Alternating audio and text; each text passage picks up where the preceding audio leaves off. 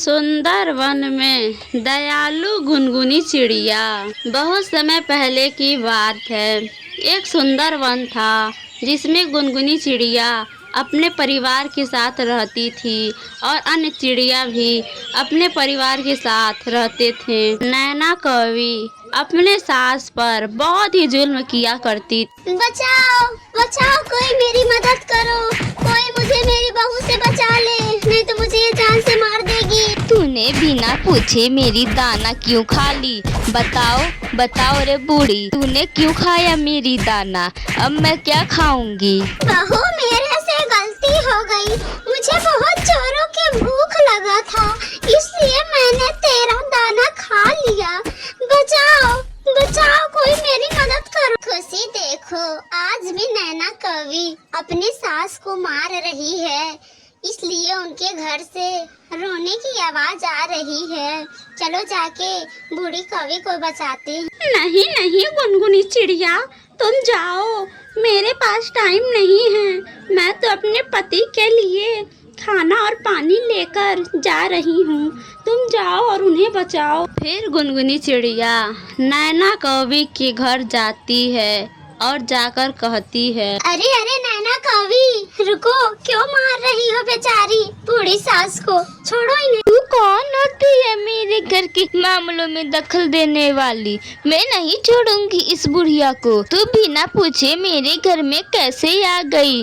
अब निकल तू मेरे घर से। नैना कौवी की इतना कड़वा बात सुनकर गुनगुनी चिड़िया बिना कुछ कहे वहाँ से चली जाती है। मैं अपने बेटे से सारी बात बताऊंगी, तूने मुझे कितना मारा है, मैं सब बताऊंगी। हाँ हाँ, बता देना सारी बात अपने बेटे को, कल मोही बुढ़िया। तभी काला कौवा काम खत्म करके अपने घर जाता है। बेटा बेटा कालू, तेरे पत्नी ने मुझे बहुत मारा है, केवल दाना खाने के लिए। मेरे हिस्से के दाना खाने के बाद बुढ़िया ने घर का सभी दाना खा लिया। अब घर में कुछ भी नहीं खाने को है।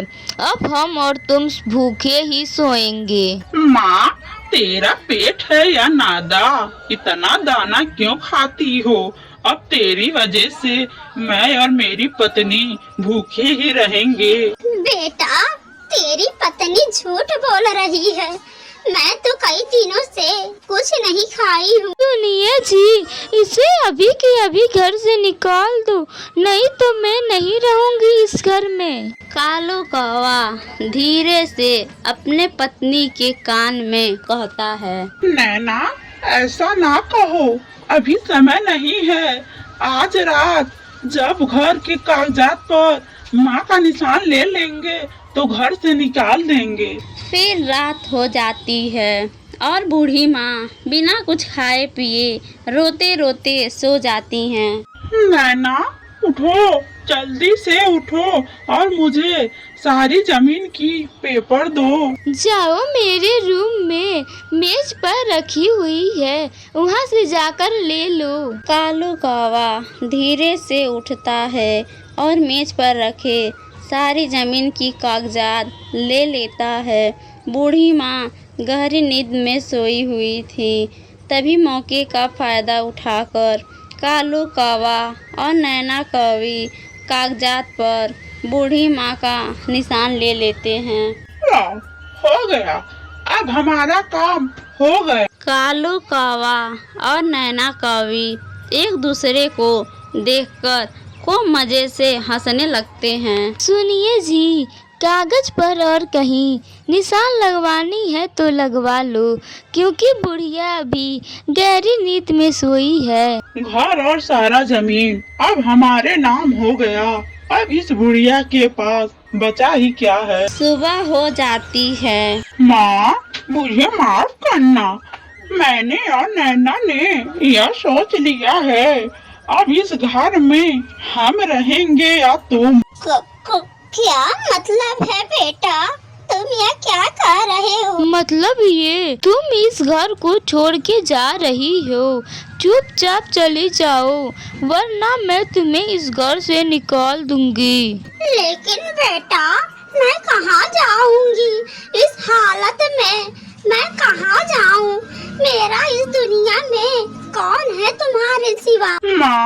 किसी जंगल में किसी पेड़ पर घास फूस का घोंसला बनाकर रह लेना, वैसे भी एक ना एक दिन तुम मर ही जाओगी। अपने बेटे से इस तरह की बात सुनकर बूढ़ी कौवी अंदर से टूट जाती है और अपने बेटे से कहती है, मैंने यही दिन देखने के लिए तुझे पैदा किया था और पाल पोस कर इतना बड़ा किया था। याद है जब तू छोटा था? तुम बहुत ही ज्यादा बीमार थे। मैंने रात भर जागकर तेरी सेवा की। यही कहने वाली थी ना तुम? अब बस करो तुम दोनों, मैं जा रही हूँ इस घर से, लेकिन मेरा सामान लेने दो। फिर बूढ़ी माँ अपने कमरे से एक गठरी ले लेती हैं। कालू जी, इस बुढ़िया के गठरी में क्या है? इस गठरी में मेरे कुछ पुराने कपड़े हैं और कालू के पिता की दी हुई कुछ पुरानी निशानी है। अच्छा ठीक है, जो लेना है ले लो और इस घर से जाओ। अब हमारा जान छोड़ो और अब इस घर में कभी वापस मत आना। बूढ़ी माँ उदास होकर अपनी चीजें को लेकर घर से चली जाती हैं। बूढ़ी माँ जंगल में एक पेड़ पर बैठ जाती हैं। तोता बेटा, मुझे कुछ दिनों के लिए अपने साथ अपने घर में ले चलो। मेरा बेटा और बहू ने मुझे घर से बाहर निकाल दिया है। बूढ़ी माँ, आपको तो पता है ना कि मेरा घर कितना छोटा है, लेकिन आज की रात तुम मेरे घर रह सकती हो। फिर तोता कालू के माँ को अपने साथ अपने घर ले जाता है। तोता जी, आज की रात तो बीत जाएगी, लेकिन कल सुबह होते ही आप इसे किसी दूसरे जंगल में छोड़ देना। तुम परेशान ना हो बेटी, मैं कल सुबह अंधेरे में ही कहीं और चली जाऊंगी। फिर वह रात बूढ़ी माँ तोता के घर में ही रहती हैं और सुबह होते ही अपना गठरी लेकर वहाँ से दूसरे जंगल चली जाती हैं। बूढ़ी माँ एक पेड़ पर बैठ जाती हैं और मौसम खराब हो जाता है। तेज आंधी तूफान शुरू हो जाते हैं। हे भगवान, तुझे आज ही आंधी तूफान लाना था। अब मैं बेचारी बुढ़िया कौवी कहाँ जाऊंगी? बूढ़ी माँ कांपते हुए बैठी ही थी कि एक चोर कौवा वहाँ आ जाता है। बुढ़िया, इस गठरी में क्या है? ये गठरी मुझे दे दे। नहीं बेटा, ये गठरी मैं तुझे नहीं दूंगी, यह गठरी मेरा है। तभी चोर कौवा बूढ़ी माँ से गठरी छीनने की कोशिश करता है। बचाओ, कोई मेरी मदद करो, मुझे लूटने से बचाओ। गुनगुनी चिड़िया उसकी आवाज सुनकर वहाँ आ जाती है, जिससे डरकर वह चोर कौवा वहाँ से भाग जाता है। माँ जी, आप यहाँ क्या कर रही हैं?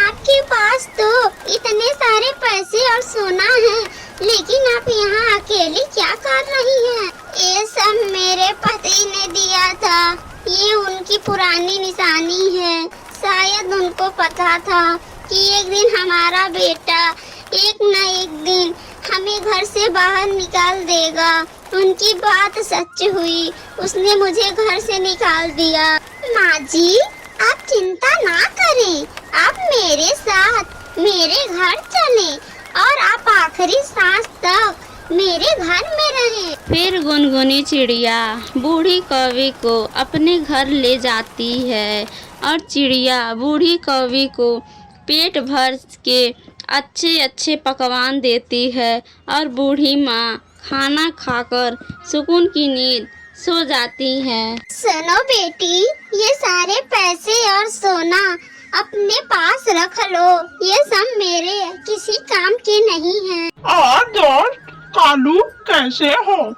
दोस्त कालू, ओ बूढ़ी कौवी तुम्हारी माँ है? हाँ दोस्त, ओ मेरी माँ है और हमने उसे घर से निकाल दिया है क्योंकि मैं और मेरी पत्नी बहुत ही परेशान थे। ये क्या कर दिया दोस्त कालू? तुम्हारी माँ के पास बहुत ही ज्यादा पैसा और सोना है।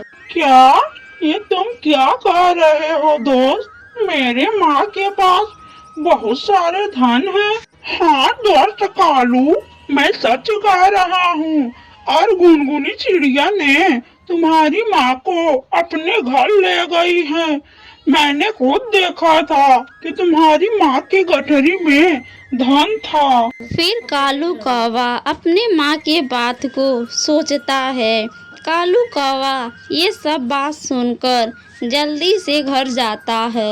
नैना नैना, माँ तो बहुत ही ज्यादा चालाक निकली माँ के पास। फिर कालू कौवा नैना को सारी बातें बताता है। मुझे चोर कौवे ने ये सब बताया है। सुनो जी, जल्दी चलें और माँ से माफी मांगकर उन्हें घर ले आए। कालू कौवा और नैना कौवी जल्दी जल्दी से गुनगुनी चिड़िया के घर जाते हैं। सुनो कालू और नैना, मुझे धन दौलत की कोई लालच नहीं है। तुम दोनों अपनी माँ को खुशी खुशी ले जा सकते हो। माँ, मुझे माफ कर दो, मुझसे गलती हो गई।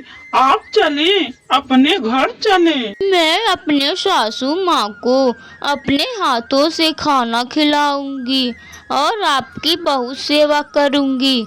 चलो मेरी प्यारी सी सासू माँ, घर चलो। सुनो बेटा और बहू, जब तुम दोनों घर के कागज पर मेरा निशान ले रहे थे तब मैं सोई नहीं थी।